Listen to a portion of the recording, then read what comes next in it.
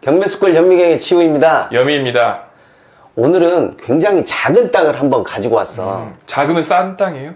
이게 싼지 어쩐지는 한번 판별해봐. 알겠습니다. 작다고 해가지고 무조건 좋은 땅도 아니고, 작다고 해서 정말로 저렴하냐, 이런 부분은 한번 따져보셔야 되는 거지. 자기가 가지고 있는 돈의 크기와 이 땅의 가격과를 생각해 보니까 눈에 훅 들어오는 거야. 이 말은 눈에 훅 들어온다는 것은 내가 가지고 있는 돈이 좀 많다라는 거죠. 자, 어떤 땅인지 같이 화면을 보도록 하겠습니다. 공매 사건이네요. 2023-10635001 사건이고요. 압류재산이고, 소재지는 경기도 화성시 송산면 고정리에 있는 전입니다. 농지죠. 면적이 20제곱미터. 조그마하네요. 한 6평? 6평? 딱 농막을 놓을 수 있는 사이즈네요. 20제곱미터. 감정가가 928만원에서 한 번 유찰돼서 835만원에 지금 진행 중입니다. 자, 6평에 900만원. 싸, 비싸? 이걸로 판단하기는 쉽지 않은데 비싼 것 같아요. 나도 비싼 것 같아. 20제곱미터에 뭘 하겠냐라는 거야. 농막. 자, 현재 지금 진행 중이고요. 835만원에 진행되고 있고, 공매니까 한번 유찰할 때마다 10%씩 이렇게 떨어지게 되는 거죠. 그런데 저는 저 최저가에도 더 떨어져야 된다고 봐. 이 가격에도.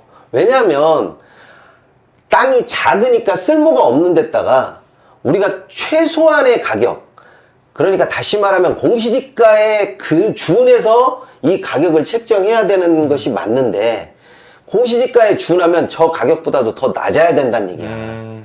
그러면 땅의 면적하고 상관없이 가격이 좀 비싸다라는 거죠. 자, 위치를 보겠습니다.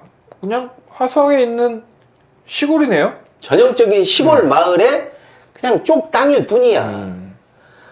예전에도 이런 물건들을 제법 많이 소개해 드렸는데, 이런 물건들의 다음 매수자는 항상 주변에 있었다고. 그러면 뭐 소도 비빌 언덕이 있어야 되는 것처럼 뭔가 좀 비빌 언덕이 있어야 된다고. 그러면 주변 환경을 쳐다봐야 되는데, 내가 볼 때는 비빌 언덕이 마땅치 않아. 사진을 조금 더 보겠습니다. 이렇게 작은 6평 땅이네요. 실제로 현황도로를 좀 물고 있는 것 같아요. 차라리 저 옆집에 있는 마당이라면 내가 모르겠다. 이 집이라면? 그런 것도 아닌 것 같은데요. 그러다 보니까 저기가 정말 애매모호한 땅이 돼버리는 거야. 그렇죠. 지금은 누구나 그냥 지나다니는 도로로 쓰고 있으니까. 도로로도 쓰고, 아니면 퇴비나 뭐 같은 걸 쌓아놓을 수 있는 뭐 그런 용도로밖에 쓰지 못하는 땅을 과연 생짜로 가서 6평 내 땅이니까 제가 이 땅 쓰겠습니다. 쓰려면 쓰고 말려면 마는 거겠죠. 로드뷰를 보니까 이쪽 언저리 같아요. 지금 포장은 아닌 것 같고요. 그냥 다져져 있는 땅이고요. 이쪽 땅은 이 집 땅 같아요. 지금 태양광 되어 있는 곳은. 지금 이 부분. 자, 그러면 저 옆집에서 이 땅을 살까? 살 이유가 없죠. 그러니까 꼭 필요하다라면 몰라. 예전에 저희가 소개했던 물건 중에서 마당을 가로질러야 한다라든지, 그런 꼭 필요한 누군가가 나타난다라고 하면 필요할 수 있겠지만, 지금 이 땅 같은 경우는 너무나 어중간하기 때문에 쉽게 매수자가 나타날 것 같지가 않습니다. 그렇죠. 그렇게 되면 금액적으로 저렴하게 내가 취득을 했다고 하더라도 다음 매수자한테 어떻게 할 거냐고. 만약에 이 땅이 지금 이 정도에 있다. 담벼락 밑으로, 이 태양광 밑으로 있다. 그러면 여기 태양광을 한 사람이 사겠지만, 그렇지. 그것도 아니고 지금 도로도 물려있는 이 상태의 이 땅은 어차피 그 다음 사람이 사도 똑같이 사용할 텐데, 그런 부분에 있어서 다음 사람이 별로 나타날 것 같지는 않아요. 그러니까 이런 땅 같은 경우는 굉장히 가격이 낮아져야 돼. 지금 뭐 800만원, 900만원 하는 게 아니라 그냥 100만원 정도로만 해도 누가 나올지 안 나올지 모르겠어. 100만원에 낙찰받으면 한 300만원에 누가 안 사줄까요? 300만원까지는 모르겠지만 쉽게 매수자가 나타나지 않는다는 건 내가 확신할 수 있어. 금액이 100만원이 들었다고 해가지고 150만원에 팔 수 있다라고 하는 자신만 있으면 사지. 근데 토지 경매에서는 진짜 다음 매수자가 어느 정도 금액을 물고 왔다고 해가지고 꼭 사는 것도 아니고 어느 정도 금액을 물지 않았다고 해가지고 쉽게 넘길 수 있는 그런 부분도 아니기 때문에 저는 쉽게 안 살 것 같아. 그래서 이런 땅은 모르겠어요. 한 100만 원? 공시지가보다도 낮아져서 내가 이 근방에 농지연금용 토지를 가지고 있을 때 같이 던진다면 몰라도 이득이 안 나는 일은 투자자로서 하고 싶은 생각이 없습니다.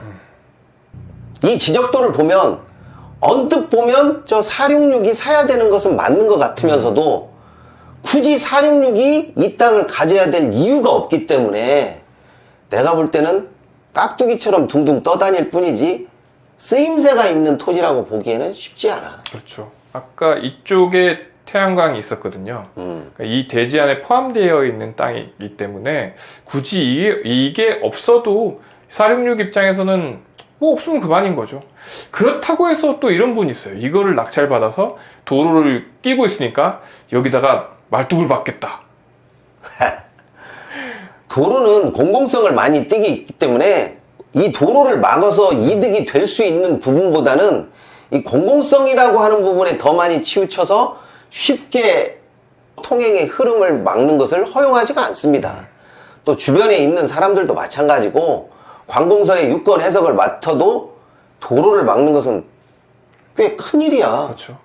아마 평생 먹을 욕을 다 먹고 살 수도 있어요. 그렇게까지 할 필요는 없는 것 같아요. 네. 부동산 경매를 보다 보면 이렇게 작은 땅, 어딘가에 끼워진 땅, 이런 물건들이 심심치 않게 나오는데 이런 땅은 정말 활용도가 확실해야 돼요. 그리고 매수자가 누가 사는 것이 가장 이득이 있는가 그 부분을 따져보고 난 다음에 해야 되는데 그런 부분을 계산 못하고 단순히 좀 작고 저렴하고 이 부분에 꽂히게 되면 자꾸 자신만의 어떤 이상향을 그린다고나 할까? 자꾸 그런 식으로 말 그대로 그냥 몽상에 불과한 생각을 계속 가져가는데 그럴 필요는 없습니다. 이미 경매나 공매 시장에 한번 나왔다는 것은 일반 매매 시장에서 그 쓰임새가 한번 내쳐진 물건이 다시 나온 거기 때문에 투자자가 확실하다고 판단하지 않았을 경우에는 저는 쉽게 입찰하지 말라고 합니다. 이게 보기보다도 생각지 못한 변수도 있지만 생각하는 변수가 더 크게 다가와서 넘어지는 수도 있거든요. 네, 이번 시간은 여기까지 하도록 하겠습니다. 감사합니다.